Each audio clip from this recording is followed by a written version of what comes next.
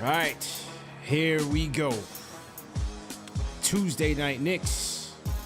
Knicks on the second half of a back-to-back. Game number 3 of the 5-game West Coast Gauntlet. Coming off a heartbreaking loss in crunch time to the Utah Jazz, Knicks go to the Mile High City to take on Nikola Jokic and the Nuggets. And, hey, it was a nice start. Shout out to Julius. You know, he definitely brought his A game throughout. Fournier had his moments. But that was it, man. Because once the reserves came in, the Nuggets would open up the floodgates and pretty much not look back, man. 80 points scored in the first half, and Denver just coasted. Knicks would cut it into the lead in the third, cut into the lead in the fourth. Yeah, it was a little, nice little useless run. But in the end, Jokic, Bones Highland, and them boys would just not be stopped, man. Knicks get their pack smoked, 132 to 115. 4 straight losses in a row, 10 of their last 12. Just can't get right. But what do you expect against the Denver Nuggets, who the Knicks rarely beat? 132-115. This is Knicks post-game live presented by Prize Picks. CP the franchise, CK2K in the building. CK, give me some thoughts on this team, man. Oh, man. I wish I had more thoughts. I wish I had more thoughts, to be completely real. We were just bad. And you bring up a good point. Regardless of who's in, who's out, we have a hard time playing this team in Denver. Yeah. So that's already one of the things that's going against us. And we started out strong. Looked good. This starting five has had this 3-game streak of all playing a completely different pace of basketball that we're not used to seeing them do this season. But then we just, come back to reality, and this time a little bit sooner than the last 2 games. And the bench, the Bones Highland, like they just went off from even JaMychal Green, man. I feel like he's always somebody that finds a way to kill us every time. I always wanted him on the Knicks, man. Me too. Yeah. Oh yeah. JaMychal Green is, steady vet, but yeah, he went out there, killed us. But yeah, Bones Highland was the one that, a lot of people were excited about, and he's been fun for Denver, and it wasn't fun to watch on our side. I feel like we got beat at our own game from last year where the bench squad just, put us to sleep. But man, it's just crazy. It's just absolutely absurd to see this happen. I mean, it's expected. Unfortunately, we knew this Western Conference swing was going to be rough. It has been nothing short of that for sure so far. It doesn't get any better with Golden State coming up on Thursday, but man, I don't understand what's going on with these nice starts and then these very lackadaisical finishes. Tonight I'll chalk it up for injuries and missing players, but even then, like the second unit is not coming in and giving us anything. We can't get it all together at one time, it seems like, this season at all, but we got to see some faces we want to see. Jericho Hive, got to see some Jericho Sims minutes, which I thought was fun, but I mean, didn't really result much. Cam Reddish, back-to-back games, 14 minutes again tonight. Only took 2 shots, missed them both. Did make his free throws. Like you mentioned, Emmanuel Quickly was a tad bit better today, but still, to me, I don't feel like he gave us much. We got a nice step up from Burks, but that was about it off the bench. Obi Toppin gave us some good minutes, but yeah, it was a nothing game against the Denver Nuggets. Mike Malone played with us a little bit and sent his starters out to just finish the job, which I felt was a little disrespectful, but I get it. Yeah. And then unfortunately we saw what happened at the end with RJ Barrett. So it just felt like an overall bad night, man. It was rough. Lose RJ to a potential ankle injury. You don't know the severity of it, but he went down literally as the clock struck 0. In useless minutes in the game. 17 minutes or 70 points down. 17 points down. It's just, look, injuries can happen at any point of a game, but in a night where you could tell he was laboring after playing 43 in Utah, had no legs. Yeah. I just hate to see that, man, at the end of a game, to lose our guy like that. Again, we don't know the severity of it. Is he going to be out? How long? We don't know. Maybe he's back on Thursday. Who knows? But clearly he was tired out there, man. I just hate to see that. I definitely hate to see that. Did you see the injury? I turned my eyes because I was disgusted by that point, and I just seen him down on the announce table. So I'm like, damn, I didn't even see how it happened. Yeah, You know what when I mean? when I watch the replay, I don't even understand how it happened, Yeah. which is why I don't like. That's the part that worries me, because I thought he just stepped on someone's foot, but then it was the other foot. I don't know, but we'll see what happens. I hope it's nothing big. But yeah, 35 minutes tonight after playing 43 minutes last night. Sam on the Discord. Sam, go ahead and mute your mic. Hey, what's up, y'all? How y'all doing today? How you feeling, Sam? You sound better than yesterday, man. It's only because it's expected. Yeah, me too. Yeah, it sucks. So, first thing to mention, 124 minutes in the last 3 games, which means 25 minutes on the bench. And then RJ walks out with a sprained ankle. I don't know how that makes sense. Plus, we're down 17. Why is he in the game? Oh, because Tibbs believes in playing the last minute. Yeah. That sucks. All right. Again, defensive coverage. We're playing drop coverage, and then they pop a mid-range shot when you have a guard that could obviously shoot. Yeah. Then we want to do blitz coverage when Jokic gets in the pick and roll. And then that leaves weak side to rotate, and you know they're going to be late because all they do is ball watch, which we saw a lot in this game. Just a lot of ball watching. It just these different coverages that we're supposed to be throwing out. I don't know what Tibbs is thinking. I don't know what the game plan was. Apparently, no one read the scouting report on how to cover that. And then to get down to the point guard position, Kemba will be Kemba. Burks is struggling, and then Quickly struggling. By the way, I do have something to say about Quickly. Mm-hmm. We're expecting a second-year shooting guard to play the point guard position, which he hasn't played since high school. Yeah. And we want him to do it in the best basketball league in the world. Takes time, man. Takes time, you know? Right. Takes time. And now I know the chat is going right now, but we have one on the bench. Okay. Say McBride gets minutes. What's that going to do? You guys are going to we're going to hold him to the same standard? Because once he's going to start doing that, that's exactly what are we going to do? This is the thing. Start complaining there again? This is the thing, though, Sam. See, like, to play the kids hive, also want to see them play well and win, or else the coach gets the blame. So he's damned if he do, damned if he don't. I understand it, though. Kemba was trash tonight. You do want to see McBride get in some minutes.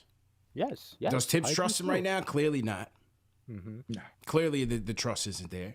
And at the same time, IQ's struggling. You know, that whole second unit got ran out the gym. Ideally, what you want to see there is you got to try to, you know, I know RJ didn't have it tonight, but you got to try to stagger it where you got either Julius or RJ, you know, out there with that unit, not necessarily Burks. Because they really didn't have a guy that could, you know, get them some reliable buckets, especially when Bones Highland was cooking. Second unit was looking for an identity out there. Look, we're in a weird situation right now. Now, there's 27 games left in the season. I counted. Yeah. we're in a struggling position. It's tough because Tibbs is the coach. At this position, I say, what do we have to lose? Try McBride, but Tibbs doesn't believe in that. He really thinks we're going to win. Yeah. I personally think that McBride should get some burn. See what we have.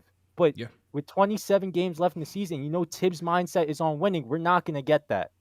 And that's so tough to see, especially on a squad where we have some actual youth that could actually play. But it's extremely tough when you have a coach like Tom Thibodeau who wants to win games. And especially since the reports coming out that Johnny Bryant or anyone else on the bench isn't getting no say in the offensive scheme of this game, that's troublesome. Johnny Bryant studied under Quinn Snyder. Yeah, that's a fact. The Jazz are doing decent with tensions between Mitchell and Gobert. Look, I know you got more calls to go tonight. Good luck. You got some tough calls. I see some people belly aching on the Cam thing. Oh, my bad. Cam for All-Star. Did we forget to put Cam's name on the All-Star ballot? Were you supposed to send Cam to Cleveland? Oh, CP, you're so wrong on Cam. You're so wrong on Cam. Whoa, I forgot. I forgot to put his name on the ballot, CK. Yeah. Y'all got to give me a break, man. I love Cam too. I This is why they can't handle a I'm rebuild, sticking to man. my agenda that I feel like he is our best wing outside of RJ on this team. But like you said, the dude just got here. People are saying all he these dropped 30-point games with the Hawks. Right. He's got to do it right but he's now. been there for how many years? We're We're not talking about that part. Regardless of how many minutes he got, he's been on the Hawks his entire career. So he knows the team. He has, a bit of a role knowing that he is the third, fourth wing on a team that he just got here. So yeah, people right now people just grasping for things. And I think that's a fun one right there. They just looking for things. Nobody wants to give the kid time. Nobody wants to give the kid time to tie his shoes on and get comfortable with his second unit. Right. Now he needs to start, play 40 minutes, and let's just let it ride. And you know what's gonna happen? He's gonna do that, suck, and then Cam ain't it. Cam's not it. Yeah, I'm trying to tell you, Cam. That's what the new conversation is gonna be. Give the kid some time, man. Problem, man. Yeah. I feel it. Give the kid some time, man. As we wrap up, Ron Cleveland in the building. Let's go. Yo. Man. Yeah. Let's go. CK. Let's go. What's going on, fellas? What's going on, man? Good, man. How you feeling, bro? Man. How I'm feeling like the New York Knicks must have had altitude sickness tonight. Yeah. They didn't drink enough water before they got to Denver. Yeah. You know what I mean? And an inability to exercise is a part of that definition of that. Nausea and vomiting. You know what I mean? Mm-hmm. The Knicks look slow and sluggish. You know what I mean? They ain't surprised me. They came out you know fast. What I mean? They came out fast, though, Ron. We give them credit. They came out fast. Yeah, my son played football up there at college, at the Air Force Academy, man, and he used to make me laugh, telling me stories of how teams would come up there in that altitude and be gagging their guts up. You know what I mean? Mm-hmm. So it don't surprise me that they lost tonight. But man, what I want to talk about tonight is straight up front office malpractice and coaching malpractice. You heard me? Mm-hmm. Hey, front office malpractice. Leon Rose is asleep at the wheel. Ain't no way Halliburton get moved and we don't get that guy. For what Indiana gave, the New York Knicks could have got him, man. Straight up. We could have got him. But what are you looking at? You gonna trade him Randall for Halliburton? Man, I'm sending Randall. I'm doing CK is CP, as simple as this, man. We hadn't had a point guard forever. You know what I mean? This the cost of doing business. When you need what you got to get and teams know you need, you got to spend. You can't be cheap. And Leon been being cheap since we had him, man. I've been trying to be patient with Leon, but you know what I mean? I'm seeing a trend with this guy. He's trying to win cheap. You know what I mean? So in that case, man, I'm seeing front office malpractice and more front office malpractice. Them contracts he gave, Nerlens Noel, and I'm going to tell you why it's front office malpractice. Because now we're looking at Mitchell Robinson doing what Mitchell Robinson's doing. You can't pay Mitchell Robinson and you're paying Nerlens Noel at the same time. Mm-hmm. So the Knicks are in a conundrum with that situation. The Knicks can't pay Robinson until they move off of Nerlens Noel, get somebody to buy that contract. Hashtag he's gonna end up the free agency. We might lose him. So don't think that's a foregone conclusion that we're gonna keep Mitch. Mm-hmm. Some more situation with front office malpractice. You look at the situation with Alex Burks. You paid Alex Burks all this money. Alex Burks ain't been doing nothing for the longest, and that's some coaching malpractice. How in the world Kemba Walker ain't been playing probably in the last 3 months good? Yeah. You know what I mean? And this guy keep trotting this guy out there, trotting him out there, and then you bring Deuce in the game with 50 seconds left in the game. Man, that's an insult, man. Get Tibbs out of here. Leon Rose, you're on the clock. And I'm proposing that, I'm telling you like this. If we don't make a trade by before that trade deadline, if we sitting on this same team, I'm telling you right now, man, I can't watch no more of this Knicks for the season, man. I'm going to have to stop watching them. And last but not least, Julius Randle, fellas, ladies and gentlemen, I'm not impressed with Julius Randle. What Julius Randle is doing on the road, yeah, you can do that on the road. But what can you do in the garden? That guy chokes in the garden. I don't need that. Hey, fellas, I'm out. This is your captain speaking. Let's gas up the plane. Let's get some people up out of here. Ron Cleveland dropping the mic. Ron Cleveland dropping the mic. So to Ron, man. Ron is back, man. Throw some fives in the chat for Ron Cleveland because he is back. That's my guy. That's my man, 100 grand. Only, like, see, here's the thing, bro. Here's the thing. I'm not going to overpay to right my wrongs in the Halliburton thing. That, I think, would be malpractice. I actually feel like in the ways that they are being cheap, I don't actually mind it. Because we'd be the same front office that say, man, you gave up all this for this guy. You gave up all this for this guy. If they wanted Halliburton, they should have drafted him to begin with. You don't double back and be like, well, we're going to back up the truck for him. Unless you feel like he's going to be a star. I don't see that in him. I think he's a good player. I think he'll be a good supporting cast for a team. But I'm not just going to move heaven and earth just for the sake of making a trade. And that goes for anybody during this trade deadline. What I'm looking for is an eventual evaluation of these kids. Right? This is what you guys want, right? You want to see them play the kids. So whether or not these guys get moved or not, you want to see the kids getting more minutes. And that's on the coach. And if the coach is not going to do that, then Leon, you go out and go get another coach. This is Leon and Scott Perry's team. This ain't Tibbs' team. Tibbs, they have to send the message to Tibbs, this is what we're looking to do. It's not working right now. We got to evaluate. We got to evaluate the kids.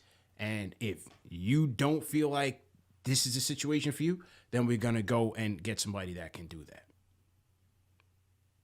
You know, he's right. The Noel deal was trash. I said it when they signed him. The Noel deal was terrible. You know, they haven't batted 1,000 on a lot of things. But I also appreciate the fact that they're not going out there making terrible trades either. King D's on the chat. Just got to unmute your mic. Closing the show again, bro. What's good? Listen, I don't want to talk about the game because y'all already know where I stood with this, man. This West Coast trip, I said it from the beginning of the week. It's tanking all the way through the West Coast, CPCK. Mm-hmm. So 3 names that you need to know. From where we are, we potentially going to be in this little 9 to what? We're 10 now, so 9 to 12 spot. Johnny Davis, Ty, and you got to pray to God that the basketball gods make you fall close enough to get Jaden Ivey. That's the only 3 names that should even be mentioned in the draft right now. But going forward, today was a dark day for me personally because I felt, and it's not about Halliburton because obviously the record says I wanted Obi, still do, but this game of musical chairs that we play every year for a point guard. And I just want to get into like the what if possibility, CP and CK. Listen, I'm cool with them. I'm cool with them missing out on Halliburton and Fox and CJ because CJ was a weird fit for me. But this game of musical chairs and like you keep on saying and praying that somebody comes. Like we did this last year with Lonzo. CK, you're with me with this, bro. We did this last year with Lonzo and a team that we didn't know wanted him more. So no disrespect to Brunson. I know it's all CAA love out there in this world, but we're not the only people that want him. And he's unrestricted. When y'all, it's a business. CP just said that it's a business. So you know what the best thing for me was out of today, when you look at Portland, right? The 2 trades that they did, they literally have 4 point guards on their roster. They have Alexander Walker, RJ's boy. They got Eric Bledsoe from the Clippers. They got Tomas Satoransky. They got Dame, obviously, and then they're gonna have my man Simons. Listen, I'm not playing musical chairs no more. If they really invested in Dame, I'm calling Portland by Thursday, and I'm saying, what's up with Simons, man? What can I get to Simons? I need a point guard that fits the timeline of the kids. And I'm cool with tanking, baby, but I'm not waiting for these, the guy is going to come because we got all the connections here. No, man. You keep on missing out on point guards. And you made the thing about the point guards, man. I don't feel like we had a point guard in here since Jay Kidd, and he was here for like half a season healthy. Like, it's bad, man. You got to stop. As a fan base, we got to stop turning down realistic options for this perfect dream scenario player. It's toxic. I hate that we do that. We do that with everybody. So I'm not mad about Halliburton. I'm not mad about CJ. I'm not mad about Fox. But eventually, man, they got to address this point guard situation. And that's all I want them to do on Thursday. If they don't do that, I'm gonna have a problem with it. CP. So you don't believe in Deuce, man? The Deuce hive is tight at you right now, man. They're throwing tomatoes. You don't believe in Deuce? They say Deuce is the future, bro. I said, yo, I'm the person that coined Frida Law Firm with Grimes and McBride. It's funny they don't remember that. I coined that phrase. Okay. But Tibbs don't play kids. So like, what are y'all asking? What are y'all asking me to do? Tell Tibbs to play a kid that he's not gonna play? Because we just literally seen that he's not playing Cam unless 3 people are hurt. So that goes to show you, man. Listen, I'm here for the Frida McBrides. I'm here for the Frida Law Firm. But as long as you got Tibbs, it ain't gonna happen. As long as you got Tibbs, it ain't gonna happen. I gotta be realistic. So I'm just thinking going forward, you coming back home after this road trip, you're gonna lose every game on this road trip. I'm letting y'all know right now. Coming back home, you're playing 3 playoff teams. You might beat Brooklyn. That's about it. Then you're going right back on the road on the West Coast, and you're gonna get your butt kicked again. So that tank is gonna keep on rolling, baby. I'm out. Yeah. Peace and love.